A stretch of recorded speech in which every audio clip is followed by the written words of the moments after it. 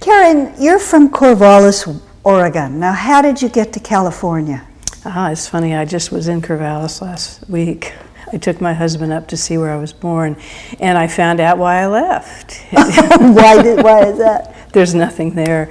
It's all beautiful, and it's natural, and they're keeping it lovely and unsullied, and there's not even a Walmart. But I came to think that maybe a Walmart was okay.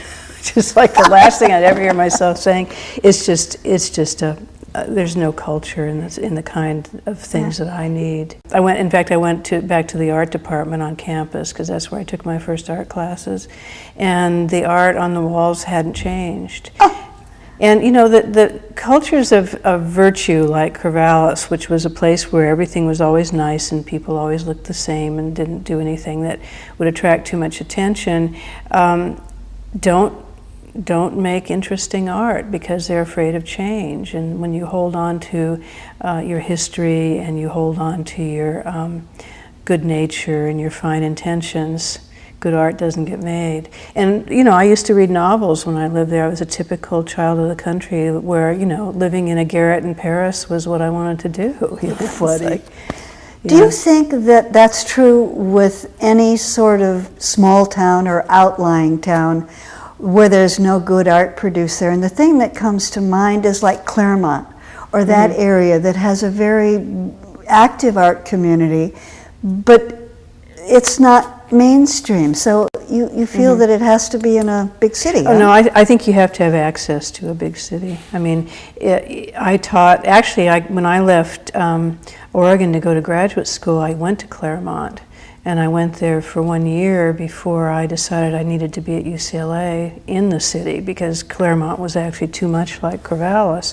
On the other hand, I think it's up to the spirit of the students who go there to get themselves into LA and to look at art. And if I did do that, the minute I got to Claremont, I went to LA every weekend and it became a journey. And I mean, I think that good art can get made in these places, but I think that it has to be made by going away and coming back. Like, I was looking at a bunch of Oregon Northwest Coast painting at Portland Art Museum last week, and all the work is sort of saturated with the non-color you find up there, which is gray, green, brown, and ochre, because it's a rainy climate. And there are all these really very terrible, drab landscapes that have been going on there for years. Then I walked around the corner and there was a Shield Hassam painting of Mount Hood of Portland, and it was beautiful. It was Portland in the sun with a shining white mountain, and it's sort of like the people who went away or visited managed to find the color in the place, whereas the people who lived there didn't find the color. And I think I came to the conclusion that if you live away from a cosmopolitan area, you have to have the kind of mind that looks for the eccentric or the wild or the perverse or the weird in the culture you're in. You can't embrace that part of it that keeps it sort of nice to live in. And so if you're sort of a badass person living in a nice little town, you're more than likely going to still be able to make good art. You know? Had you thought about moving to New York because, quote, supposedly that's the center? I did live on and off for 6 years in Soho, so I did go to New York. And when was that? That was from about 78 to 85, I guess. And I was sort of going back and forth, but the last 3 years I was there the whole time. And it was, you know, it was like being in a candy store. I used the museums the way that, you know, people use the bus. You know, I just went to them every day. But for me, it was the final catch-up for growing up 20 years in Oregon where I didn't see any art. So that was the splendid part of it. And but the interesting part of being there as opposed to being here, and the reason I came back here and like it so much, is that New York has a kind of restrictive sense to making art, and it has to do with the primacy of intellect and the idea that if you live in that city, you you need to be rigorous and you need to follow the kind of cosmopolitan rules of being intense and being intellectual. And there's an overriding, although people who live in New York would never agree with it, but I felt there was an overriding attitude of there was the right thing to do and there was the wrong thing to do. And when I came back to LA, I realized that you live here and there doesn't seem to be any right or wrong thing to do. Yeah. You know, and there's a kind of permission that comes with the West that the East doesn't have. And growing up in the West, that's the thing that I've grown to appreciate the most, is that, you know, you even have the metaphor for that with the big, huge open skies, which are ultimately the large negative space that can be filled with art, can be filled with ideas. When you were living in New York, did you find that it really got in the way of your painting? No, because I was sort of busy making painting about living there, so which is what I always do. I make work about where I am at the moment and what's going on. And I think the only thing that got in the way of making my work there was whatever tendencies I had toward my inferiority of being from the West, you know, that I wasn't that well educated and that I was sort of catching up with things I didn't know. And, you know, I'd be at a dinner party and someone would go on and on about, you know, Tintoretto and Tiepolo and people I knew, but I didn't know them well enough that I could enter really sustained conversations. And I remember one night, there was a dinner party and a question about Shakespeare came up and this man said, "Oh, Karen, well, go get your Shakespeare and we'll check it out." Well, I didn't happen to have my Shakespeare because it was out here actually. And he was just, you know, that was it for me. That was like the big, you know, you're finished. Yeah. And so I think that a lot of people from the West have bought the idea that we don't have the right kind of credentials. And I would, if I went back to New York now and lived, I would never have that problem. I would just be who I am, and I would not fall for that kind of pressure. But anyway, it was fun. I enjoyed every bit of it. It was great. You've also been a teacher for 25 years. Almost 30. All at Otis? Oh no, I only taught at Otis, I think, for one semester. I taught at UCLA, UC Irvine, UC Santa Barbara, Claremont, Art Center, Otis. Where else? There's got to be another one in here. I guess that's about. Oh, and I did teach a semester at Bard when I was back east. So I've taught everywhere. Did you find that when you were teaching, Karen, that it interfered with your own personal creativity? I mean, your painting. Because you concentrated so much and put so much into teaching. It cut into the time I had to make work, but it never, if anything, it really was good for my work, because when you teach, at least if you teach the way I do, which was half teacher and half sort of cheerleader and coach, you know, is that if you spend every day telling a group of people all the most enlightening and energizing things that you've learned to know about making art in your life, the words go back into your own head too. So I think what would happen is that, you know, you'd talk about being fearless. I mean, I would talk about being fearless. I'd talk about doing what you had to do, and I'd show work from everywhere from kitsch all the way up to the Renaissance, and I was always pulling slides. And so I sort of educated myself in the sense that I began to take all the periods of history and begin to put them all together and find out what the similarities between all great art is and what the passions are. And so I really not only educated myself, but I also gave, I guess, energy that I gave to myself too. And then when I quit teaching 3 years ago, I realized that the students were people that I really was very fond of. I mean, they gave me a lot more than I thought they did. And, you know, they were optimistic and young and energetic. I mean, I started teaching when I was 24 or 25. And all those years I taught, unless I walked by a mirror, I always thought that I was their age. You know, I'd kind of go in the bathroom between classes and I'd look in the mirror and go, oh my God, who is this person? I thought I was 25. But it was Mistake. fun. Mistake. Don't look in the mirror. Don't look in the mirror, yeah. But anyway, I really, I miss teaching. I miss the students. I didn't take their ideas, but it was hard sometimes not to. Oh, yeah? Oh, yeah, they had good ideas. Would you ever consider doing it again on a part-time? Oh, yeah. Part-time? Definitely, yeah. Because I think it's good to continue to find out what's happening, and you know, especially to find out what kind of music people are listening to. You know, just all of the stuff that when you are older, if you don't make an effort, you don't know. And the thing is, I can't, you know, I don't want to go to clubs. I don't want to go to the places where you can find out what young people do because they're tedious to me. So this was an easy way to get it, you know. I tried to teach people to really be observant and really use their eyes in the way that every day is kind of a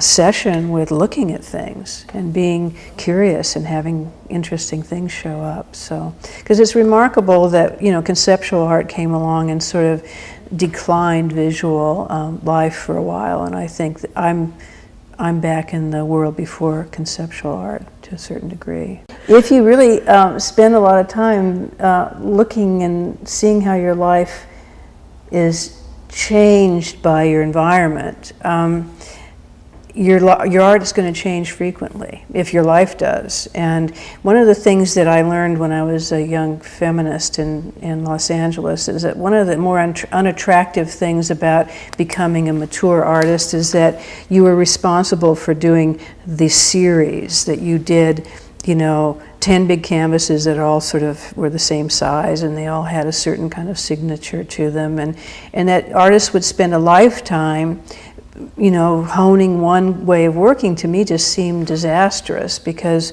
I just felt like, you know, this week I felt different than last week, and that if you woke up in the morning and you'd been working on a big bunch of lugubrious black oil paintings because you were really sort of down and you felt like you wanted to be inside yourself and minimal, and all of a sudden you went outside and there was a carousel outside and like few clowns running around and the sun was shining, that you may not want to go back in the studio and do those black canvases. So I've always done work that sort of traced my very personal life, but I've never made art that was about personal revealing. I mean, I don't do surrealism. I don't do work that has to do with whatever victimized feeling I might have had in my life, or what. I mean, I don't like to advertise the intimacies, but I do like to work from the realities of my day-to-day life. And the zippers I did when I was in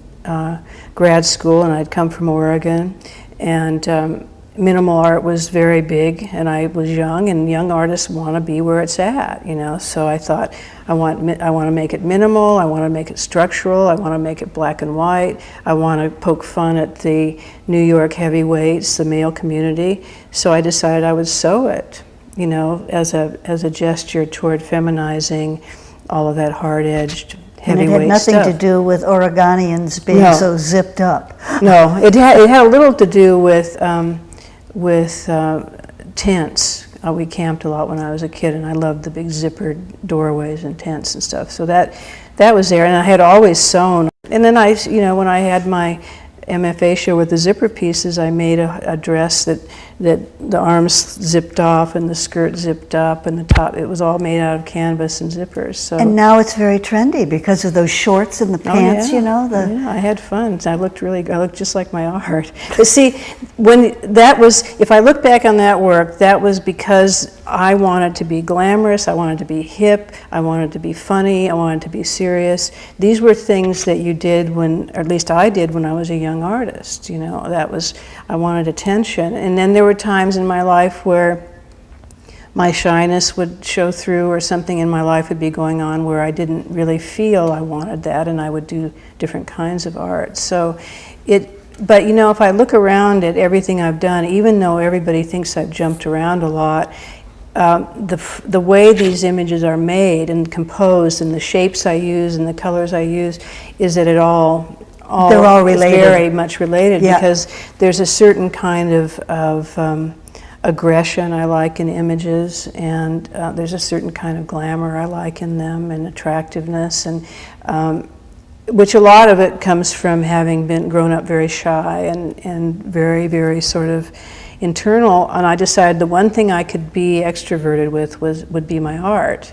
And so it's always been a very sort of externalized and flamboyant looking kind of stuff, because that's sort of not the way I feel inside. And one of the things I always told students is that make work out of the part of you that is the best part of you. And if you have to grouch around at home and you have to think about suicide and starve yourself and be unhappy, do that. But when you make your work, make an attempt to make a brave new world, because art is the one kind of thing that transforms the moment. It changes how you feel toward the world. And that's the kind of magic that art is that it can make you wake up one way and go to sleep a different way after you've been in the studio. And I feel that it sounds a little too aggressively spiritual and all of that. I don't mean it that way. I mean it's a very functional way to approach a life. It isn't like, oh, you transform into unicorns and rainbows and everything's happy. You just change the way the day is. And it's really very straightforward and functional. Mm-hmm. And I think that's why artists become so addicted to making things, is that you go into the studio and you don't have to be who you were when you didn't feel so good. So it's not therapy, it's enlightenment. Yeah, exactly. Yeah. But there's a great difference, isn't there? Yeah. Yeah. Were you terribly involved in the feminist movement during the feminist I was terribly involved. I was pissed off. Well, you know, you come to LA as a young woman from the sticks and you look around to see what's happening and you perceive the art scene.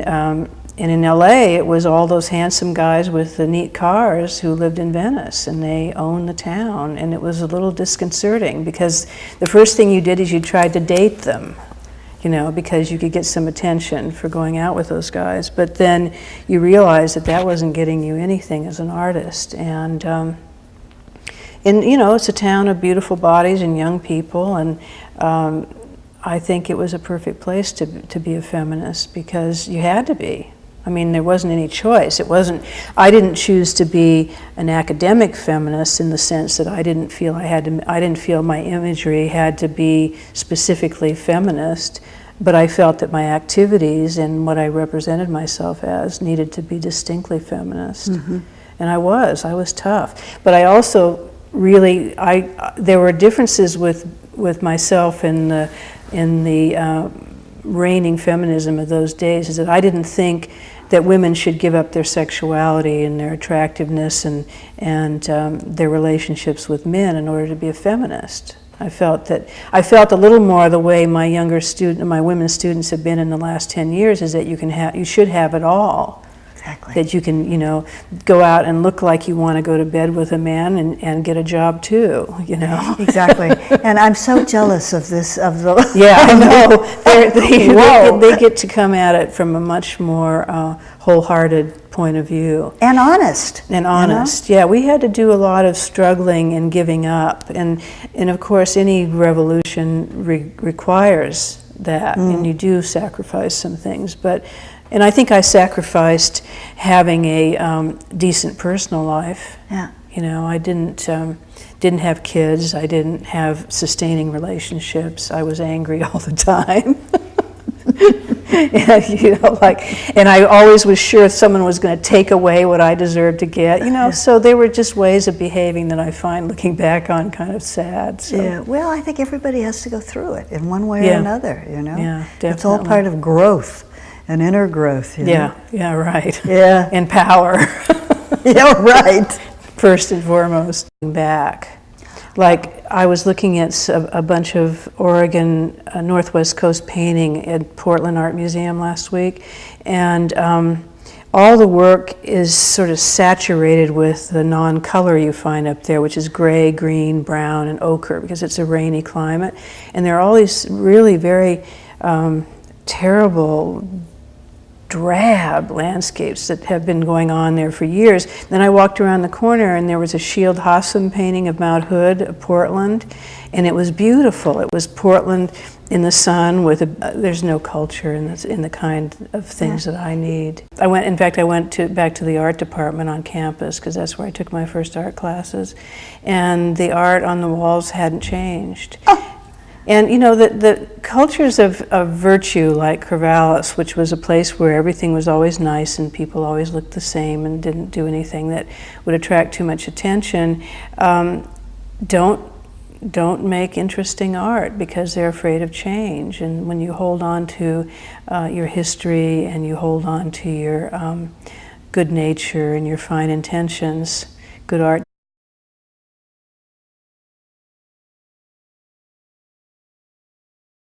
Karen, you're from Corvallis, Oregon. Now, how did you get to California?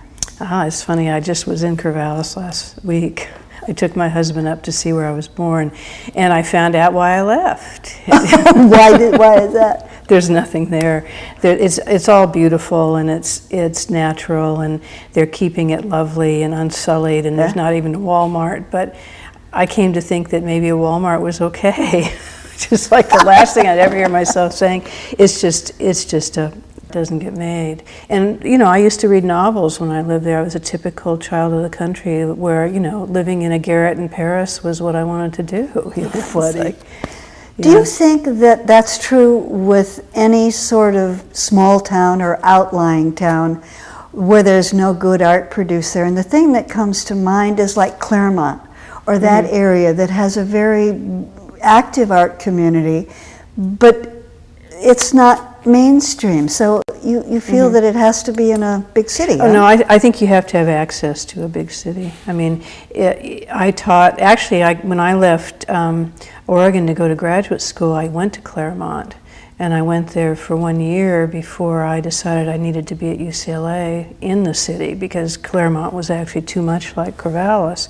On the other hand, I think it's up to the spirit of the students who go there to get themselves into LA and to look at art. And if I did do that, the minute I got to Claremont, I went to LA every weekend, and it became a journey. And I mean, I think that good art can get made in these places, but I think that it has to be made by going away and coming